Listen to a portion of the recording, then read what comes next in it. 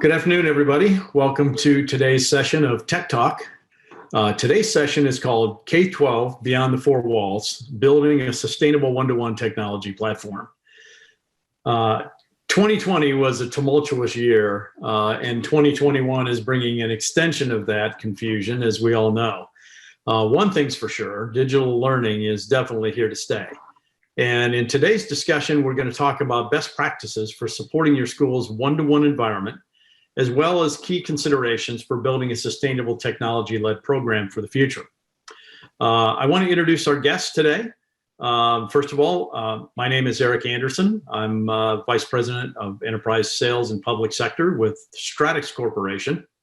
Want to also introduce to you another member of Stratix team, Bob Plant. Bob is our mobile solutions architect responsible for the education sector within Stratix.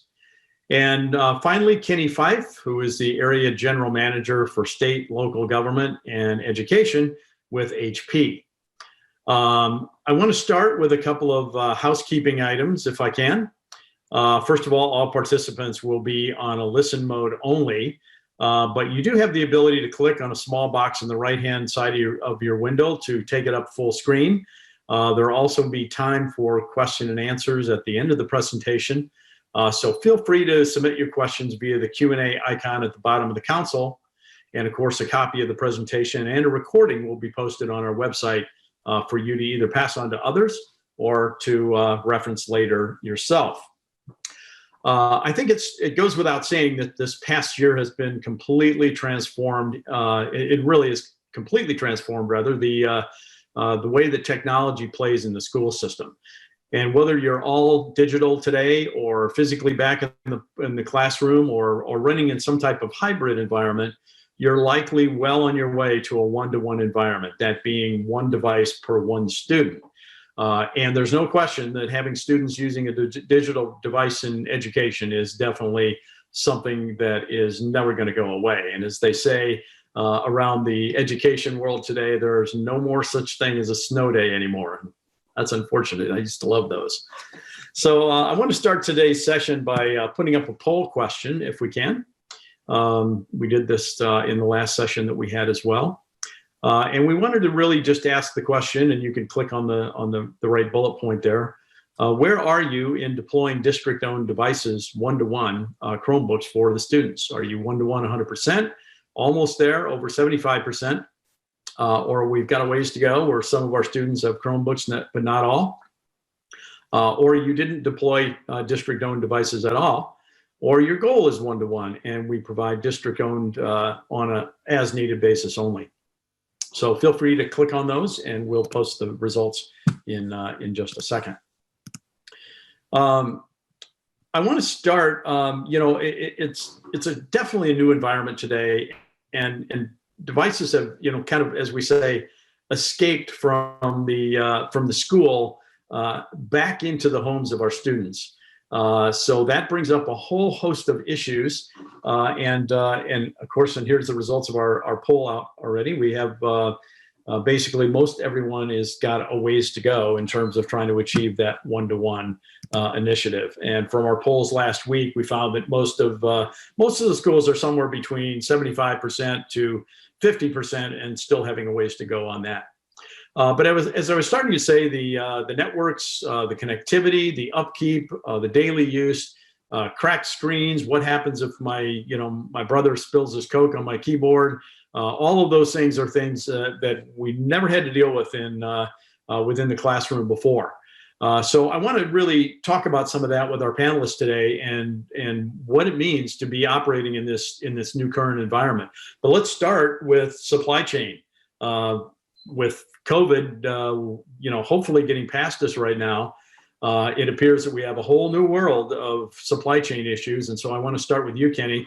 And from your perspective, is that still going on? I mean, is that a new problem that is now remorphed itself again into something else? Or, what do school districts need to worry about now as they look forward to September and what their needs might potentially be for next year?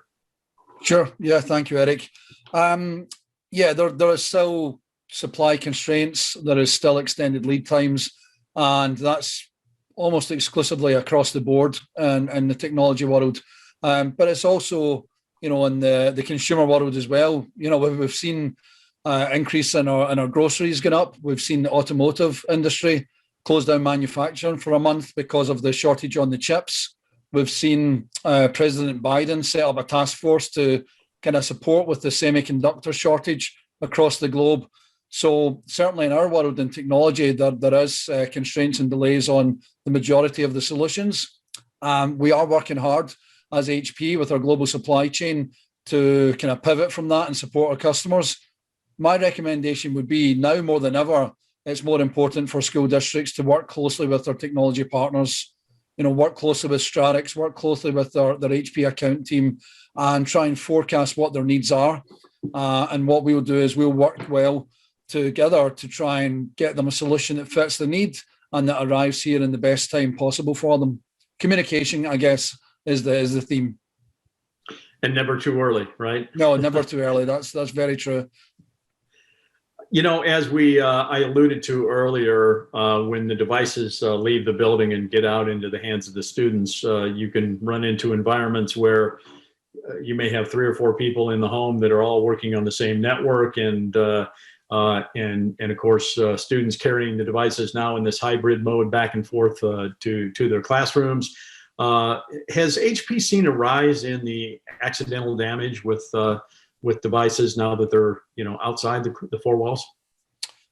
Yeah, I think just the kind of law of numbers. Most of these districts had devices, but a lot of them didn't take them home, and very few of them had a complete one-to-one strategy. Now, more schools than less have one-to-one devices, so the numbers of devices going on the school bus or going home, or going to their aftercare before they go home. There's just a rise in accidental damage, theft, loss, and all that stuff that goes alongside that. So I think it's really important when, especially with the stimulus now and the funding, and schools hopefully having more funding available to make those one-to-one initiatives become a reality. They really want to realize the true value. What is the full cost of owning a device? Not only who's going to manage it, but who's going to support it? What happens if someone steals it or the child loses it on the bus? And then when it gets home, who's going to support that household with technology problems? Are the IT teams at schools really strained? Do they have enough bandwidth? Or can you work closely with a vendor or a strategic partner like Stratix to support that whole ecosystem? The device is only one part of it. Having it function and supporting it is probably key. Yeah, that makes sense. And, obviously school districts have they've all gotten used to kind of working on a year by year annual budget. But now with all this influx of stimulus money and CARES Act money coming into the various different states and working its way down to the districts, should schools and districts be thinking 3 to 5 years out? And what type of things do you recommend in terms of a continuing refresh type of plan as these devices age out?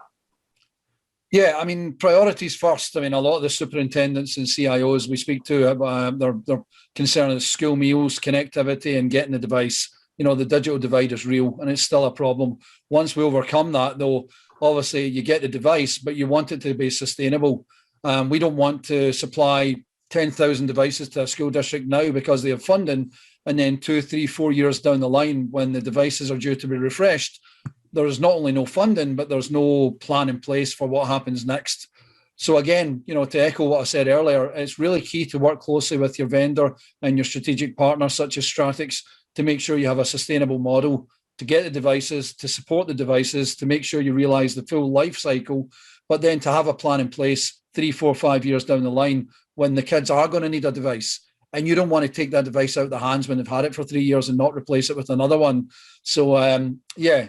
And then there's the whole piece on preparing the kids for jobs of tomorrow. So I've never had so many conversations about STEM, data science, those things, because with that funding, it's really important that we prepare our children for the jobs of tomorrow, which have took a dramatic change, than they did a year ago before COVID.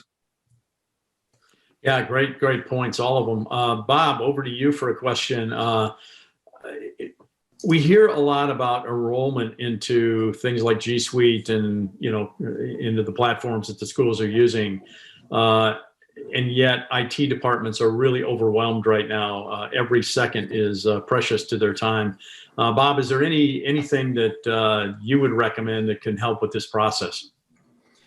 Yeah, we do a few cool things. One of the things that we created was a Chromebook readiness guide, which I believe lives on our Google ordering website right now.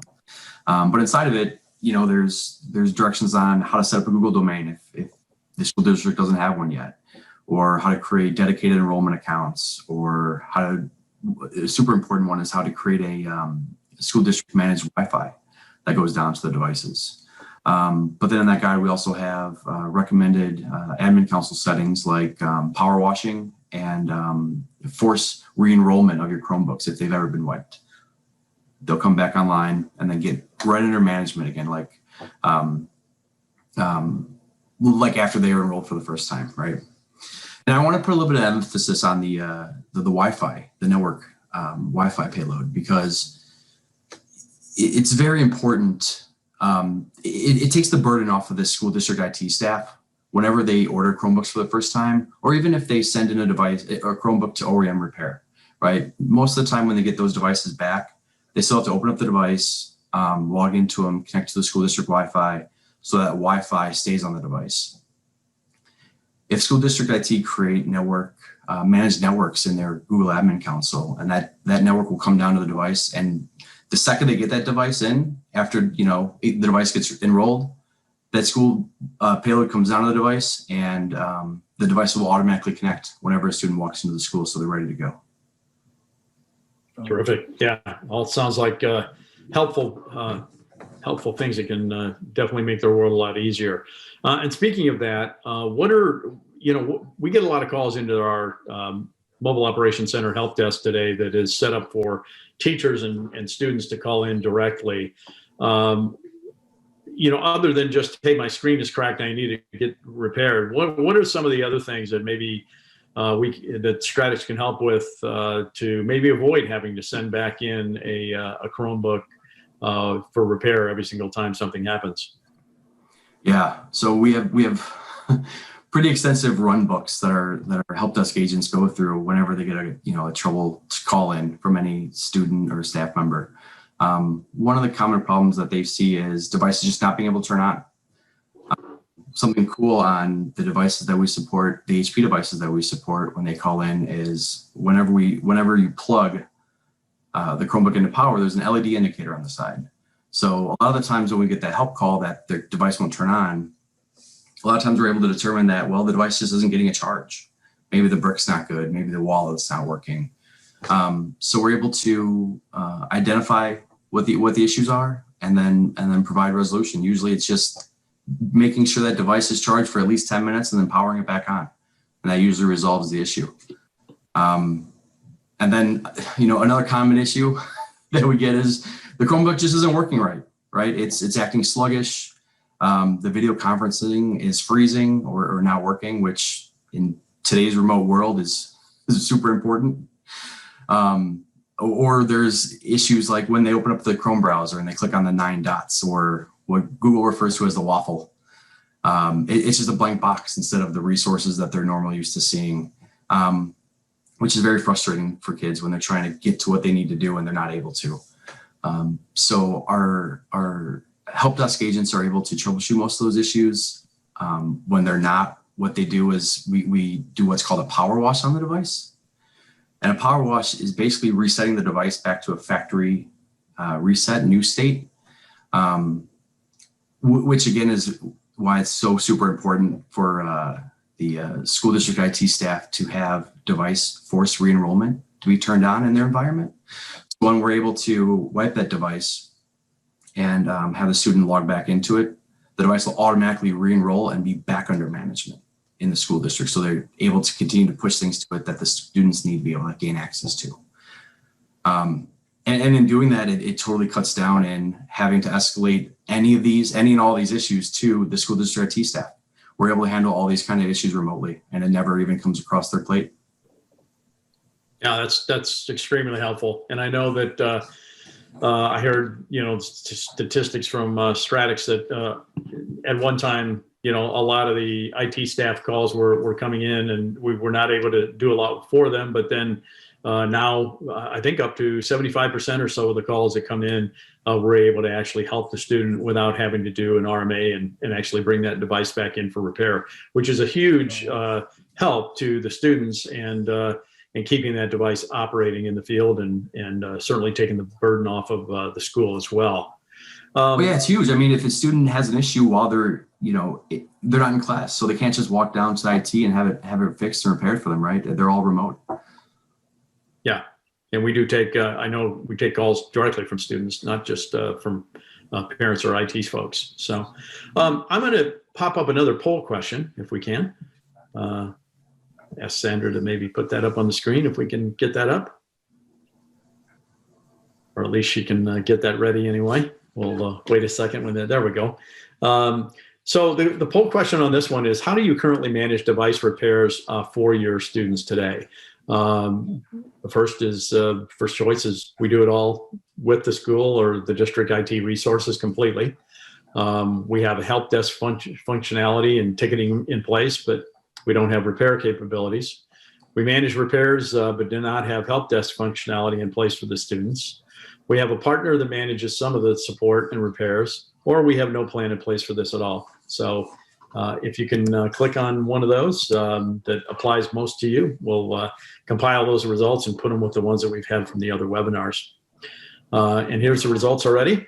So we really, looks like somebody has a partner that manages it, and or we have no plan in place for these at all, which is actually a very, very common thing. And speaking of no plans, I was talking to an IT director actually and a superintendent the other day, and I asked them what their plans were for school year end. It's April. A lot of schools, come to an end of the 1st of June or end of May, even some. And everybody starts to think about, we deployed all these devices out into the field. Now what do we do when they start coming back in? It's one thing to handle 200 or 300, but when you're talking about 8,000 or 10,000, sometimes that can be a big issue.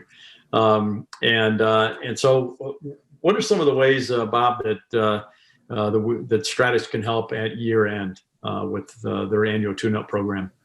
Yeah, when I worked at the school district, that was pretty much the number one time consumer during the summer months. Was, all right, we collected all the devices, we collected all the lab devices, the cart devices, any devices that we had, even in classrooms, and completely wiping them out, repairing them, and then reprovisioning them so that they're ready for the next school year. While none of it was extremely difficult work, it was just tedious and very, very time consuming. Especially when we came across damages. That's usually where we found most of the damages was, nearing the end of the year, just maybe had some issues with their computer, but they just hung on to it, just to make it to the rest of the year, and then handed it in. And then it was the school I had to figure out where the broken pieces were and how to fix it. So, with that scars that I have from that process, what Stratus offers is super cool. We do a reverse logistics where we will, this school district, all they have to do is send the devices to us. We will wipe all the devices. We will sanitize them. We will repair any kind of broken issues or damages. And we will even re-enroll the Chromebooks back into the school district's Google Workspace, so that when they receive the devices in from Stratus, they don't have to turn them on. They don't have to do any kind of enrollment or setting them up. They'll all be ready to go right out of the box. And on top of that, Stratus will pay for shipping both ways, which is super cool. Yeah, that's terrific. Well, there's more to the world than Chromebooks, although you wouldn't think it sometimes. Kenny, back over to you for a minute. What are some of the other things that the school district should be thinking about to invest in to make the classroom experience a little bit better? One thing we've seen a real rise in, and that continues, is the hybrid learning. Students, some are in the class, some are at home. And what typically happens is, when it's your time to be in class, you'll be with the teacher and you'll get the curriculum. And when it's your time at home, you're logging in remotely. And essentially your parent or guardian becomes your teacher and you're doing the asynchronous learning. What we've innovated is a true hybrid technology that using a couple of partnerships with the likes of Logitech cameras and a couple of innovative solutions, the teacher can essentially be at the front of the class as I am, and the camera will follow the teacher around the room as they kind of walk or present from the whiteboard or the blackboard. And then using video conferencing, that screen will be projected onto the children's Chromebook or Windows tablet, whatever device they're using. So I think that's really powerful, because no matter what happens, one thing for sure is 100% of the kids will not go back to class, whether it's due to seasonal flus, whether it's due to parents not wanting them to return. There is always going to be remote working. And as you started, there's never a snow day now. So having the ability to offer the same curriculum and the same teacher at home as the kids in class do is really powerful. And I think it's something on most of the educators and the IT team's minds, how they do that and prepare for that come, next fall. Sure. I know that security is always a big concern. Having been a parent myself and talking with parents, everybody's concerned about, what are my kids really looking at when they're not only in school, but maybe when they're not in school and they're using the Chromebooks.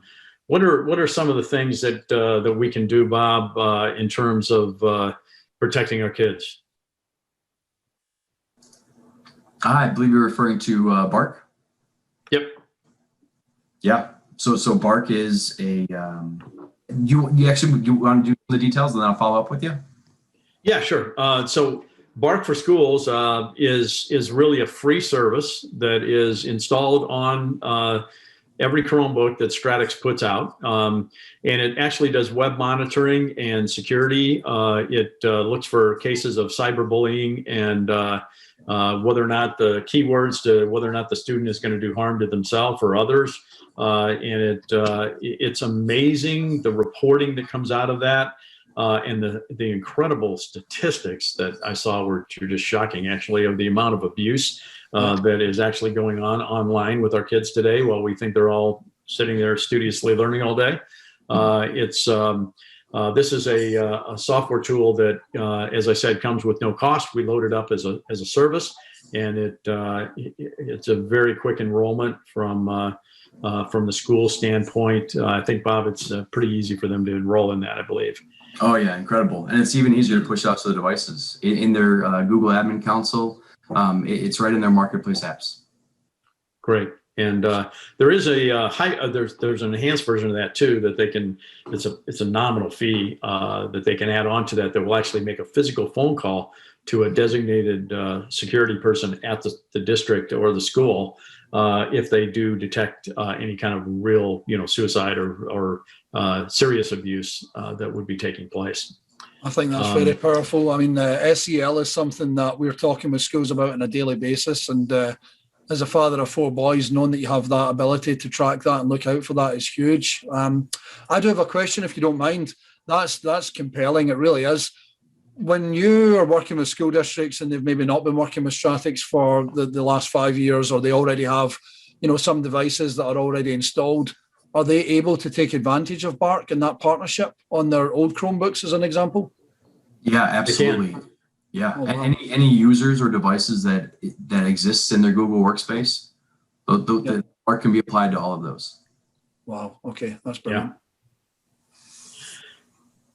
Yeah, and I'm sorry, it's not something you had to sign up for right at the beginning of the summer or the beginning of the school year. You can enroll into Bark at any time and distribute it to your users and devices at any time during the year. Okay. Yeah, we've gotten some great feedback from parents and teachers and IT professionals in the schools that have talked about how valuable that tool is. That they never really realized it until they activated it and saw what it was reporting on and what it was producing.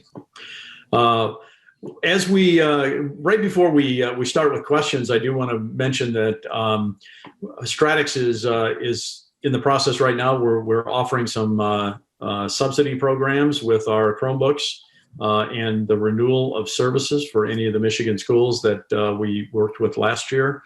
I think we had about 62 different districts that bought Chromebooks from us, along with our support services. You should be receiving a email out soon with all of the The details of that, along with the special pricing discounts, actually allows you to purchase Chromebooks and our services at prices that you cannot get anywhere else, lower than you can get anywhere else. And also a substantial discount, about a 30% discount on the renewal of services. Stratix has hired a number of professionals that have come in to enhance our education process. We have a new account executive and a customer service success manager that has been hired recently to dedicate themselves to the school districts, and you'll be hearing from those folks very soon. So we do have some questions, I believe, Sandra, that may take place here. So let me press on one of these. So we have a question in here. It says, outside of devices and access, what are some of the other technologies school districts are working with HP with on this climate? So I'll pass that one over to Kenny. I think you talked a little bit about some of the technologies. Is there anything else that you want to highlight? Yeah, that, no, I kind of covered it. I mean, obviously STEM is big, and I think a lot of those projects from last year are being revisited now. So STEM is huge. Hybrid teaching solutions, like I mentioned, are very important. And then I guess maybe the other thing is print. People think printing's dead, but it's never been so important. You know, districts who don't have devices are printing out packets to deliver them to the students. There's still a lot of studies on how you learn better with colour and in print, especially children who have maybe special learning needs and things. So yeah, we're actually talking a lot with school districts about print rooms, copiers, multifunction devices, which is, I guess, a little surprising to some, but everything else we kind of covered. Okay, great. We have another question in here. If schools have no budget, how can they support, how can you support their learning and access to technology? Well, I may take this one myself. I've had a lot of experience working with the foundations that are supporting school districts. Almost every district is connected with some type of foundation, so you should look for those connections within the actual local areas that you have. Also, most of the states passing all the way down to the school districts have gotten a tremendous amount of CARES Act funding just recently. And a lot of it is also carried over from last year. So there seems to be no shortage of funding, and a lot of that funding is targeted to schools that have underserved children. So in impoverished areas and kids that really have special needs. So I would definitely check into that with your schools, and if you need help with any of those connections, we also have a lot of links to websites that that those foundations are connected to.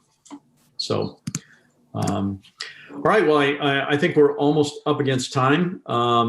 I really appreciate your attendance today.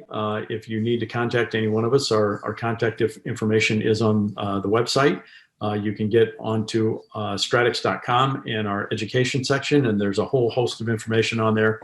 I want to thank our panelists, for Bob and Kenny, for joining us today, and for all of you. And have a good afternoon. Thanks. Thanks, everyone. Thanks, guys.